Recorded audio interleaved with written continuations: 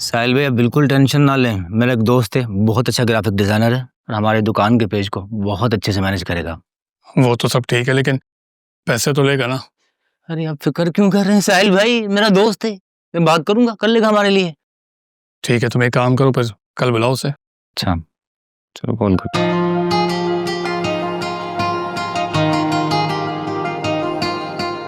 आजकल के दौर में सोशल मीडिया बहुत ज़रूरी हो गया है। अगर ये काम हो गया ना तो हमारा ऑनलाइन काम बहुत अच्छा हो जाएगा।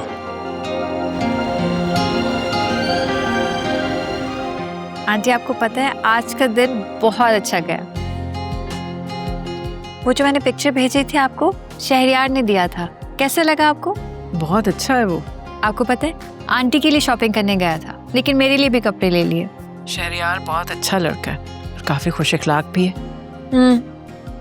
अच्छा तो है, लेकिन जिंदगी को कभी सीरियस नहीं लेता। अम्मी से बात हुई थी मेरी, उन्होंने साहिल भाई से भी कहा था जल्दी कोई मुलाजमा मिल जाएगी आपके लिए। हादिया क्या हो गया है तुम्हें? कुछ नहीं हुआ मुझे, क्यों मेरी वजह से सबको मुश्किल में डाल रही हो? आंटी मैं बिल्कुल किसी को मुश्किल में नहीं डाल रही। अगर मैं होती ना आपके पास तो सारे काम खुद करती आपके लिए। देखो मैं इतनी बीमार नहीं हूँ जितना तुमने मुझे समझ लिया है। लेकिन ख्याल रखना तो जरूरी है ना आपका। तुम नहीं सुधरोगी हादिया। अच्छा मुझे बताओ, वो जिन ऑफिसर के यहाँ तुमने जाना था, क्या तुम गई? जी मैं गई थी अहमद अंकल से मिलने।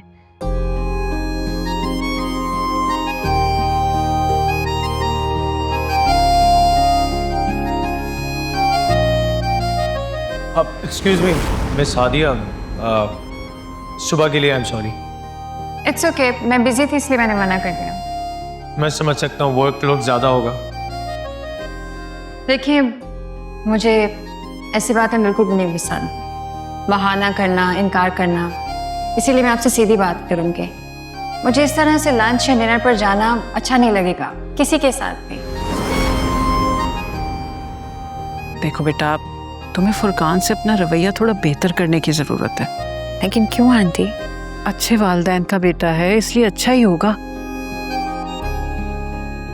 और उसने तो सिर्फ एक ही बार तुम्हें बोला था, बाद में तो उसने तुम्हें तंग नहीं किया। वालिदैन अच्छे भी हों तो क्या पता उनकी औलाद अच्छी ना हो। और काशान इसकी सबसे बड़ी मिसाल है। सॉरी आंटी, मैं आपको हर्ट नहीं करना चाहती थी। कोई बात नहीं हादिया बेटा, बोला तो तुमने सच ही है।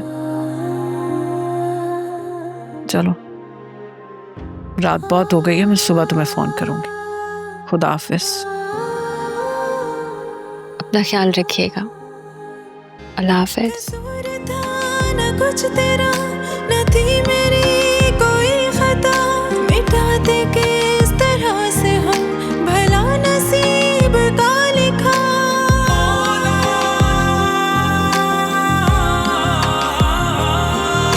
कसूर था न कुछ तेरा न थी मेरी कोई खता, मिटा दे के इस तरह से हम भला नसीब का लिखा। हादिया की कॉल आई थी। वो कह रही थी कि फजीला के लिए कोई मुलाजमा ढूंढे जो 24 घंटे रह सके उनके साथ। रात को भी वो अकेली होती हैं और बीमार भी हैं। सही सोचा उसने। तुम नौशीन को बोलो कि किसी ऐसी लड़की का पता करे जो फजीला के साथ 24 घंटे रह सके। ठीक है, मैं पूछ के बताता हूँ। और हाँ, मैंने हादिया को ये भी बताया है कि तुम कारोबार बढ़ाना चाहते हो और शॉप खरीदने के बारे में सोच रहे हो। ममाली जान, आपको हादिया को नहीं बताना चाहिए था। वो क्या समझेगी कि आपने उसे ये बात इसलिए बताई है कि हमें उससे कोई मदद चाहिए। क्या सोच रही होगी वो हमारे बारे में? अरे साहिल, तुम कैसी बातें कर रहे हो? हादिया भी हमारे घर का हिस्सा है, फर्द है वो। तुम बहुत ज्यादा सोचने लगे हो। मानी जान, मैं बिल्कुल ठीक कह रहा हूँ। हादिया के पास पोस्ट है, पावर है, पैसा है उसके पास। और ऐसे रिश्तेदारों के सामने जब आप ऐसी बातें शेयर करते हैं तो उनको लगता है कि हम उनसे मदद मांग रहे हैं। बेटा, वो हमारी हादिया है,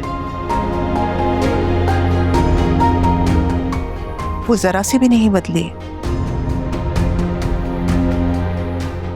बल्कि उसको तो हमारी फिक्र है और मैंने उसकी आंखों में कभी भी गरूर नहीं देखा। वो आज भी हमारे लिए इतना ही सोचती है जितना पहले सोचती थी। ममानी जान, आप ठीक कह रही हैं, लेकिन प्लीज अब ये बात आप बतूल से शेयर मत कीजिएगा, वरना आशिर साहब और सरवत मैडम को लगेगा कि मैंने उनकी ऑफर ठुकराकर गलती की और अब मुझे पछतावा हो रहा है।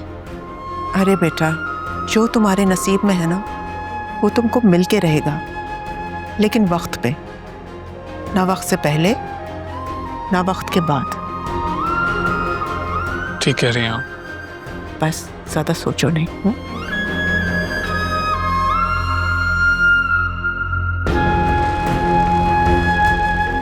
शायद मैं ज़रूरत से ज़्यादा सोचकर परेशान हो रहा हूँ।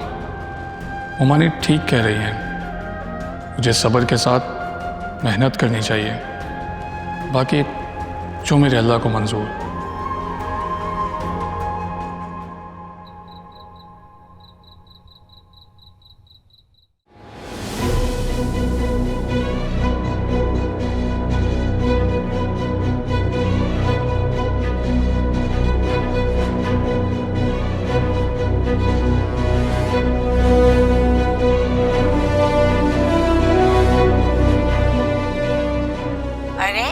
खैरियत तो है बेटा?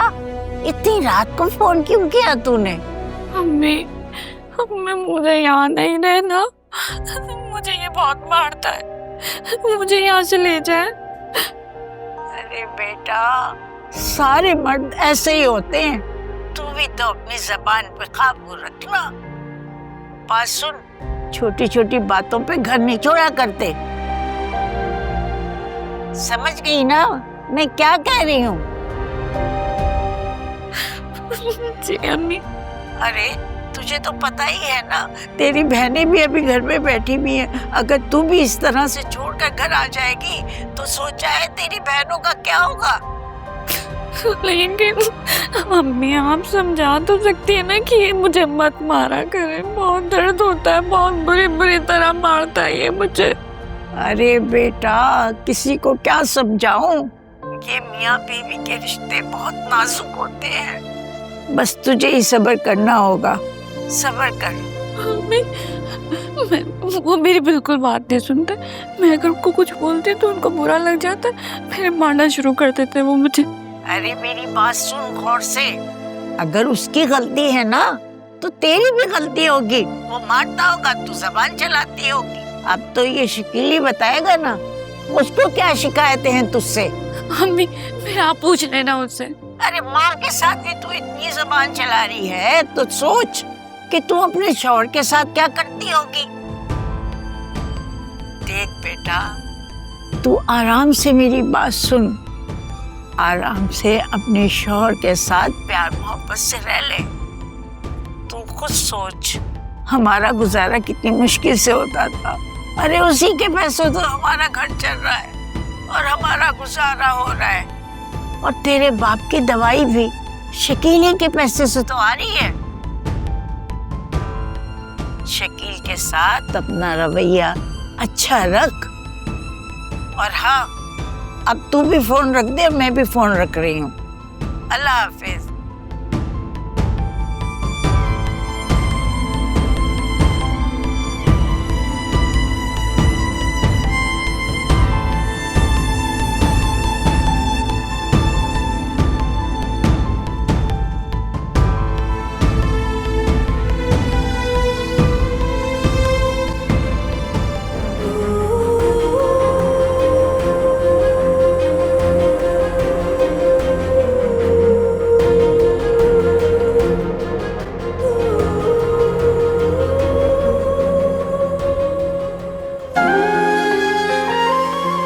मुझे इस तरह हादिया से बात नहीं करनी चाहिए थी। सॉरी का मैसेज करता हूँ।